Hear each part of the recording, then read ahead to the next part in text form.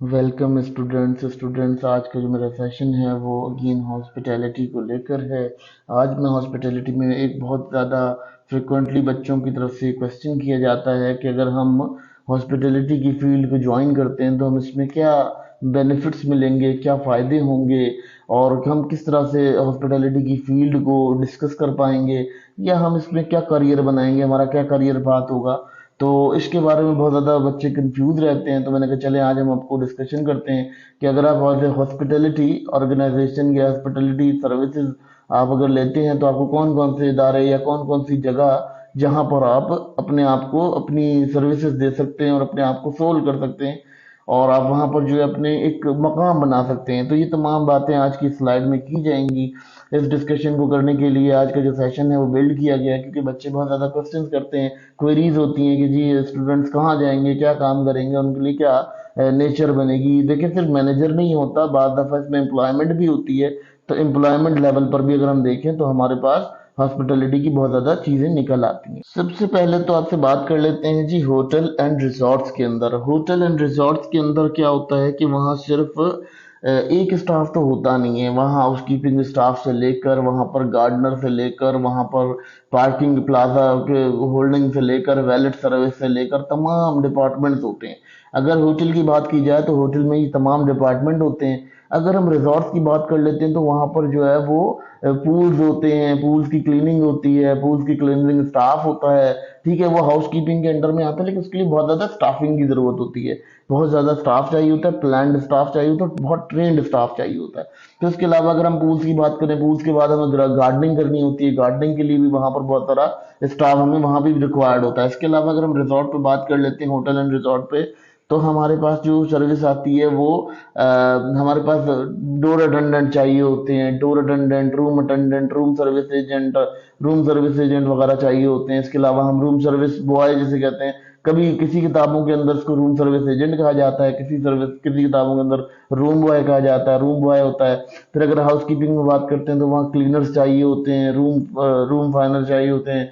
फिर इसके अलावा सुपरविजन होती है, सुपरविजन के अलावा बहुत ज़्यादा इसके अंदर भी सुपरविजन होती है। फिर डायरेक्टर होते हैं, डायरेक्टर के बाद जो है वो लेटली बहुत ज़्यादा इसके अंदर कंप्लीटली एक स्टाफ की ज़रूरत होती है और एक बहुत ज़्यादा स्टाफ इसके अंदर जाता है। तो ये बहुत ज़्यादा एम्प्लॉयमेंट अपॉर्चुनिटीज रखने वाला सिस्टम होता है, जिसमें आपकी बहुत ज़्यादा एम्प्लॉयमेंट खप जाती है और उससे आपको जो है एम्प्लॉयमेंट मिलती है। अगर रिजॉर्ट्स की बात कर लेते हैं, रिजॉर्ट्स में ये होता है कि वहाँ पर भी मैनेजर्स होते हैं, सुपरवाइजर्स होते हैं, सुपरविजन स्टाफ होता है। फिर सुपरविजन स्टाफ के बाद जो है वो फ्लोर कोऑर्डिनेटर टाइप के रखे हुए होते हैं, उन्होंने कोऑर्डिनेटर कहलाते हैं वो, तो फ्लोर कोऑर्डिनेटर होते हैं। इसके अलावा अगर उनको देखा जाए तो फूड एंड बेवरेज की साइड पे बहुत ज़्यादा स्टाफ मिलता है। तो फूड एंड बेवरेज पे हम डिस्कस करेंगे वेरी नेक्स्ट।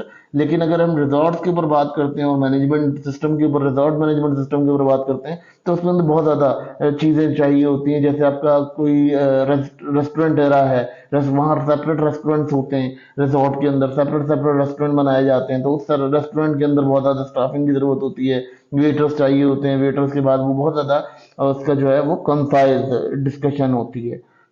फिर अगर हम बात कर लेते हैं, अगर मजीद आगे बात करते हैं फूड एंड बेवरेज की साइड पर, तो फूड एंड बेवरेज में क्या होता है, यहाँ शेफ चाहिए होते हैं। यहाँ आपको शेफ के अलावा यहाँ पर आपको वो चाहिए होते हैं, स्टूवर्ड्स चाहिए होते हैं। स्टूवर्ड्स के अलावा जो आपका वहाँ क्या नाम है आपका, हेल्पर्स चाहिए होते हैं, शेफ असिस्टेंट्स चाहिए होते हैं। तो ये बहुत ज़्यादा स्टाफिंग यहाँ पर भी बहुत ज़्यादा ग्रूम करती है। यहाँ पर भी आपकी बहुत ज़्यादा अगर देखा जाए तो बहुत कंसाइज फॉर्म में यहाँ पर आपको जो है और क्या चाहिए होता है, यहाँ आपको वेटर्स चाहिए होते हैं, रेस्टोरेंट मैनेजर्स चाहिए होते हैं, रेस्टोरेंट मैनेजर्स के नीचे सुपरवाइजर्स चाहिए होते हैं, रेस्टोरेंट सुपरवाइजर होते हैं। उसके बाद रेस्टोरेंट कोऑर्डिनेटर्स होते हैं, रेस्टोरेंट कोऑर्डिनेटर्स की बड़ी ज़रूरत पड़ती है यहाँ।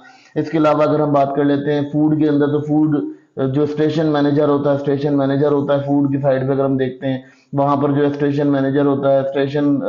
स्टेशन मैनेजर के अलावा स्टेशन सुपरवाइजर होता है। स्टेशन सुपरवाइजर के अलावा अगर हम वहाँ देखते हैं तो वहां पर हमें डिशिंग डिशिंग का जो डिपार्टमेंट होता है, जो स्टूवर्डम जिसे कह रहा हूँ, तो वहां पर स्टूवर्डिंग डिपार्टमेंट के अंदर ये होता है कि वहां पर वो डिशेस सही करने के लिए, प्लेटें सही करके रखने के लिए, और वो प्लेटों को अलाइन करने के लिए, डिशेस को अलाइन करने के लिए बहुत सारा स्टाफ वहां पे रिक्वायर्ड होता है और वहां पे स्टाफिंग होती है।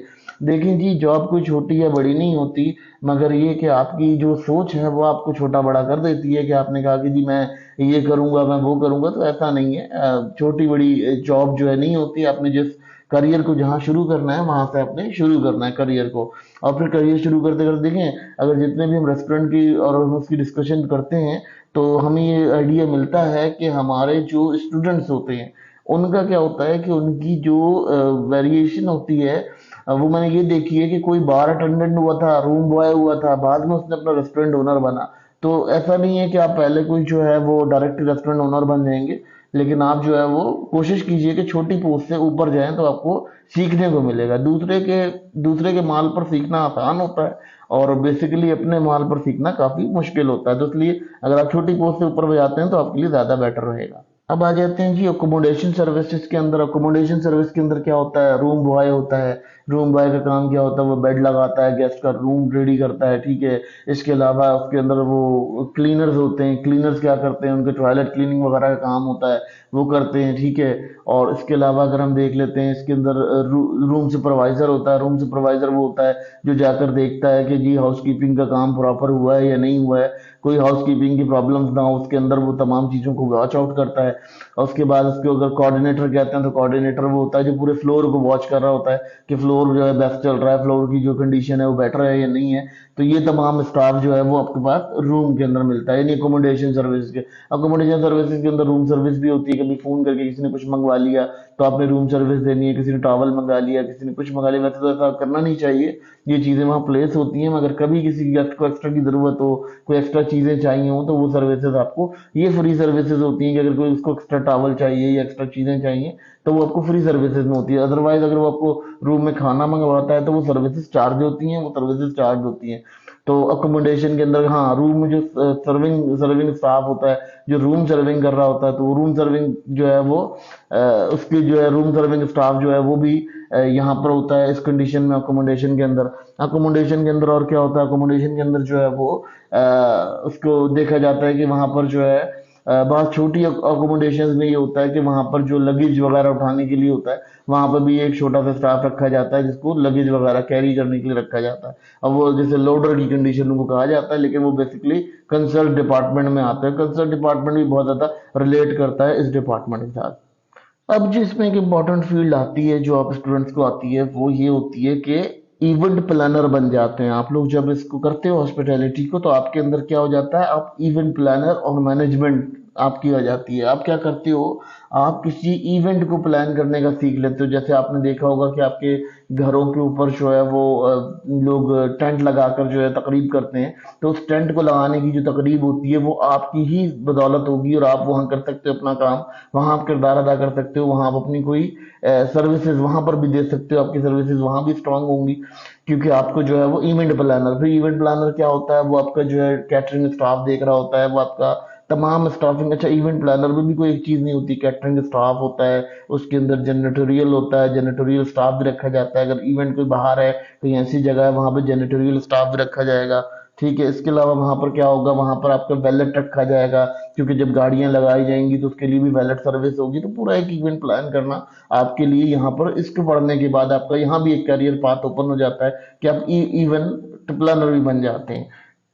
अब आप इसके अलावा यहाँ से जब आप पढ़ते हैं हॉस्पिटैलिटी सर्विस, तो आप ट्रैवल एंड टूरिज्म एजेंट भी बन सकते हैं। आप कोई टिकटिंग करा सकते हैं, एयर टिकटिंग, कोई रूट बुकिंग, किसी के लिए डेस्टिनेशन पॉइंट जो है वो कर सकते हैं, डेस्टिनेशन पॉइंट रेडी कर सकते हैं। ये तमाम चीजें जो है ये आपका हॉस्पिटैलिटी सर्विस के अंदर आपका पार्ट ऑफ करियर है, ये आपका करियर बनेगा। अगर आप चाहें तो यहाँ पर अपना करियर बना सकते हैं। टूरिज्म इंडस्ट्री बहुत बड़ी इंडस्ट्री है, उसके अंदर देखें अकोमोडेशन भी आ जाती है, उसके अंदर लॉजेस भी आ जाती है, उसके अंदर आपका जो है वो फूड एंड बेवरेज भी आ जाता है, ठीक है। उसके अंदर आपका जो है वो फूड एंड बेवरेज के बाद रिक्रिएशन आ जाता है। सबसे बड़ा काम जो टूरिज्म इंडस्ट्री का होता है वो रिक्रिएशन होता है, कि आपने टूरिस्ट को रिक्रिएशन कैसे करानी है। तो बेसिकली जब आप रिक्रिएशन वाला एलिमेंट देखते हो हॉस्पिटैलिटी का, तो उसके अंदर टूरिज्म इंडस्ट्री पूरे पूरे इन्वॉल्व होती है। आप वहाँ एजेंट बन सकते हो, टूर गाइड बन सकते हो, किसी को गाइड बन के आप उसकी हेल्प कर सकते हो। इस तरह से आपका जो करियर है वो इम्प्रूव हो सकता है। आप अपनी सर्विसेज ऐसे दे सकते हो कि मैं टूरिस्ट गाइड हूँ, तो मैं जो है वो आपको सर्विसेज दूंगा, तो अगर कोई टूरिस्ट आता है तो आप उसको मेरा रेफरेंस कर सकते हैं। वैसे तो ऑलमोस्ट जो हम अंडर डेवलप्ड नेशन की बात करें तो वहां तो ऐसा स्टाफ हायर नहीं किया जाता, लेकिन जो डेवलप्ड नेशन होती है वहां पर लोग अपनी सर्विसेज दे चुके होते हैं, तो जैसे ही आपको वो करते हैं तो वो टूरिस्ट आपको हायर कर देते हैं। क्योंकि डेवलप्ड नेशन के अंदर तो देखिए जी, नेपोटिज्म इतना है कि वो कोशिश करते हैं कि टूरिस्ट के पैसे भी मैं ही किसी तरह से कमा लूं। तो ये हमारे यहाँ एक थोड़ा अंडर डेवलप्ड नेशन के अंदर ही प्रॉब्लम है, लेकिन जो डेवलप्ड नेशन होती है वहां आपको टूरिस्ट गाइड मिल जाता है, जो कि आप सर्विसेज आप अपनी जाके देते हो कि जी मैं टूरिस्ट गाइड हूँ और मैं आपको ये सर्विसेज प्रोवाइड। इसके बाद अगर देखते हैं तो hospitality sale and marketing department, आप यहाँ मार्केटिंग भी कर सकते हो, सेलिंग। अगर आपकी सेलिंग स्किल बहुत अच्छी है तो आप ऑलमोस्ट सेलिंग स्टाफ जा सकते हो, आप सेलिंग में करियर बना सकते हो। होटल के अंदर आप वहां पर जो है अपना मार्केटिंग करियर बना सकते हो। मार्केटिंग का करियर आपके लिए बहुत इंपॉर्टेंट होगा, लेकिन आपकी कम्युनिकेशन स्किल्स, आपका जो आपके रेफरेंसेस होंगे, लोगों से ताल्लुकात होंगे, वो बहुत स्ट्रांग होने चाहिए, जिसकी बिना पर आप जो है वो कंडीशन को क्लियर कर पाओगे, समझ पाओगे। ठीक है, इसके बाद अगर हम बात कर लेते हैं तो गेस्ट सर्विस और कंसर्ट सर्विस। मैंने आपको बताया ना, कंसर्ट सर्विस और गेस्ट सर्विस क्या होता है कि आप गेस्ट सर्विस में काम कर सकते हो। आप गेस्ट सर्विस कैसे दे सकते हो, जैसे डोर को गेस्ट सर्विस एजेंट होता है, वो आपको क्या करता है, वो फौरन आपको जैसे ही आप अंदर आते हो वैसे ही आपको हैंड शेक करेगा और आपको रिसेप्शन तक लेकर जाएगा। तो वो बेसिकली वेलकम वेलकम एम्प्लॉय खड़े किए जाते हैं जो टूरिस्ट को वेलकम करते हैं, क्योंकि टूरिस्ट जो है वो थोड़ा हाइपर हुआ हुआ होता है, घबराया हुआ होता है। लेकिन जब आपकी हॉस्पिटैलिटी ऑर्गेनाइजेशन में आए तो आपका ये कंडीशन होती है कि आपने बहुत में मुझको जो है ना 5 to 15 रूल फॉलो करना है। 5 to 15 रूल जब आप फॉलो करेंगे तो उससे जो है वो आपका 5 to 15 रूल भी मैं आपको डिस्कस करूंगा, ये बड़ा मजे का रूल है 5 to 15 रूल। ये भी इंशाल्लाह हॉस्पिटलिटी में डिस्कस होगा। लेकिन 5 to 15 रूल जब आप फॉलो करते हैं तो बेसिकली आप एज ए जीएसए, यानी जीएसए आप जीआरओ, बाद लोग उसको जीआरओ कहते हैं, बाद लोग उसको जीएसए कहते हैं, गेस्ट सर्विस एजेंट। तो गेस्ट सर्विस एजेंट का काम ये होता है कि वो वेलकम करता है और वेलकम करके वो रिसेप्शन तक ले जाता है, तो आप वहां भी अपनी सर्विसेज दे सकते हो, आपकी सर्विसेज का वहां भी एरा ऑन हो सकता है। इसके अलावा अगर आप बात कर लेते हैं सर्विसेज का एरा बढ़ाने की, तो यहाँ पर एक और बात ये आ जाती है कि आपके पास गेस्ट सर्विस एजेंट के साथ कंसर्ट सर्विस है। कंसर्ट सर्विस वही मैंने आपको बताया कि आप टूरिस्ट गाइड बन सकते हो, गेस्ट को टूरिज्म करा सकते हो। ठीक है, फिर आप जो है वो अब देखें, टूरिज्म करा सकते हो, आप उसको जो है बहुत ज्यादा वास्ट लेवल पर ले जा सकते हो, उसकी डिस्कशन को कंसाइज कर सकते हो। ठीक है, फिर उसके बाद रिक्रिएशन, मैंने आपको टूरिज्म इंडस्ट्री के नीचे बताया कि आप जब रिक्रिएशन कराओगे गेस्ट को तो आप एज एजेंट दे सकते हो, अपने आप को एज एजेंट शो करा सकते हो, एज ए एजेंट शो करा सकते हो, ऐसे आप उसको जो है वो टूरिस्ट गाइड बन सकते हो। आप उसके टूरिस्ट गाइड बन के फिर आप क्या करोगे, आप उसको जो है वो उसकी रिक्रिएशन का इंतजाम कर सकते हो। रिक्रिएशन के इंतजाम में बहुत ज्यादा चीजें होती हैं, जैसे डेस्टिनेशन के ऊपर लाइव गार्ड्स होते हैं, ये होते हैं, ये तमाम काम भी अगर आपकी माशाल्लाह ये स्किल थोड़ा स्ट्रांग है तो आप ऑलमोस्ट जो है वो आपकी स्विमिंग वगैरह बहुत अच्छी है तो आप लाइफ गार्ड वगैरह की भी कंडीशन को कर सकते हो, और हॉस्पिटैलिटी सर्विस के अंदर आपका यहाँ भी करियर बन सकता है। फिर अगर आपका स्पा स्पा और वेलनेस सर्विस है, स्पा और वेलनेस सर्विस क्या होती है, देखिए स्पा क्या होता है कि जब आपने मसाज करवाते हैं या आप कोई ऐसे मसाज करवाते हैं या कोई स्पेशल बात ले रहे होते हैं, तो वहां पे भी कुछ जो है देखा होगा आपने, जैसे थाई मसाज बहुत मशहूर होता है कि थाई मसाज बहुत अच्छा करती हैं, जो थाई फीमेल्स होती हैं या थाई मेल्स होते हैं वो बहुत अच्छा मसाज करते हैं। तो उनका जो है कंडीशन मानी जाती है और दुनिया में उनका जो है मसाज की वजह से उनको बहुत ज्यादा फेम दिया जाता है। तो आप वहां भी अपनी सर्विसेज दे सकते हो, अगर आपका मसाज सर्विस बहुत अच्छी है, आपने मसाजिंग वगैरह सीखी हुई है, आपने वो सब किया हुआ है, तो आप वहां भी अपनी सर्विस दे सकते हो, वहां भी आप जो है वो कर सकते हो। इसके अलावा आपको जो मसाज की प्रैक्टिसेस हैं वो कर सकते हो, आपने बहुत अच्छी एक्सरसाइजेज वगैरह की हुई हैं, आप बहुत अच्छे ट्रेनर हो, तो आप जो है जिम ट्रेनर वगैरह बन सकते हो, कि जिम के अंदर जा सकते हो, जिमनाजियम साइड पे भी आप काम कर सकते हो। तो वो भी आपका सारा का सारा सिस्टम जो है स्पा और वेलनेस पे आता है। वेलनेस में आपका यही होता है कि आपने ह्यूमन वेलबींग के ऊपर जो काम आप कर सकते हो वो आप करते हो। ठीक है, फिर उसके बाद सबसे इंपॉर्टेंट काम आपके पास यहाँ जो स्किल आती है, सबसे इंपॉर्टेंट स्किल जो आपके पास आती है वो आती है फैसिलिटीज मैनेजमेंट। फैसिलिटीज मैनेजमेंट क्या होती है कि फैसिलिटीज मैनेजमेंट सब चीजों का निचोड़ है। ठीक है, आप किसी इदारे में हो, कहीं भी हो, मगर आपका जो सिस्टम है वो फैसिलिटीज मैनेजमेंट है। यानी फैसिलिटीज मैनेजमेंट ऐसे कहना चाहिए कि आपकी मैनेजमेंट जो है वो, जो आप फैसिलिटीज मैनेजमेंट करना चाहते हो ना, तो फिर आप किसी भी इदारे में एडजस्ट हो सकते हो, क्योंकि आपके पास फैसिलिटीज मैनेजमेंट का एक हुनर आ जाता है।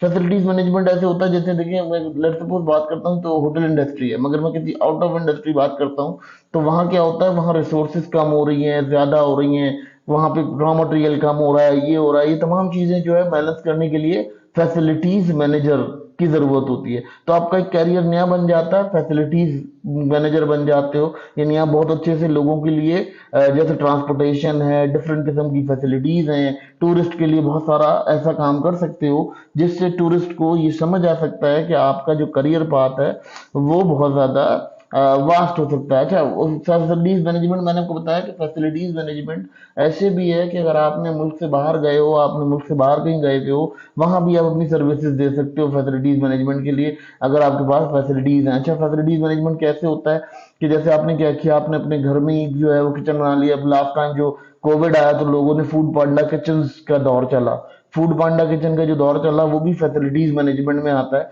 तो वो भी जो सर्विस है वो हॉस्पिटैलिटी सर्विस देती है। अगर आपको कोई किचन करना आता है, कोई बेकरी करनी आती है, तो आप उसको घर से अपने रन करते हो, या कोई ऐसी फैसिलिटीज दे देते हो कि जी पका पकाया खाना आजकल लोगों को मिल रहा है। ये तमाम चीजें जो मिल रही हैं ये भी फैसिलिटीज मैनेजमेंट में आता है। ठीक है, तो फैसिलिटीज मैनेजमेंट सबसे सब स्किल्स का जो कहना चाहिए कि ये मुशक्कल है वो है फैसिलिटीज मैनेजमेंट, वो आपका बहुत ज्यादा किरदार अदा करता है। उसके बाद अगर हम स्टूडेंट्स की बात कर लेते हैं तो स्टूडेंट्स को बताना इसलिए जरूरी था कि स्टूडेंट जो है रेगुलरली ये क्वेश्चन पूछते हैं और उनकी बहुत ज्यादा डिबेट होती है कि हमने किस पाथ में करियर बनाना है या हम कहाँ करियर बना सकते हैं। तो करियर बनाने के लिए देखें जी, आपके पास इतना सारा पाथ है, इतनी सारी चीजें हॉस्पिटैलिटी के अंदर। अगर आप हॉस्पिटैलिटी में एंटर होते हैं तो ये तमाम काम आप आराम से अपनी जो है रहते हुए परफॉर्म कर सकते हैं। और इस परफॉर्मेंस की वजह से आपका क्या होगा, आपका जो कुप अप लेवल होगा, बूस्ट अप लेवल होगा, वो बढ़ जाएगा। तो स्टूडेंट्स को समझाना जरूरी था, क्योंकि स्टूडेंट रेगुलर ये क्वेश्चन करते हैं कि जी हम ये पढ़ लेंगे तो हमें क्या मिलेगा। तो जब आप ये पढ़ लोगे तो आपके पास इतना बड़ा करियर पाथ खुल जाएगा कि उससे आप बहुत सारी चीजों को कर सकोगे, कैरीड कर सकोगे। तो ये तमाम बातें जो हैं, ये तमाम बातें आपको समझाना इसलिए जरूरी थी क्योंकि स्टूडेंट्स जो हैं वो यूजुअली क्लियर नहीं होते, उनका कंसेप्ट क्लियर नहीं होता। तो वो कंसेप्ट क्लियर करना है, ये थ्योरेटिकल बेस है। ठीक है, बाकी इसमें बहुत ज्यादा और वास्ट फील्ड हैं, उस पर भी डिस्कशन हम करते रहेंगे।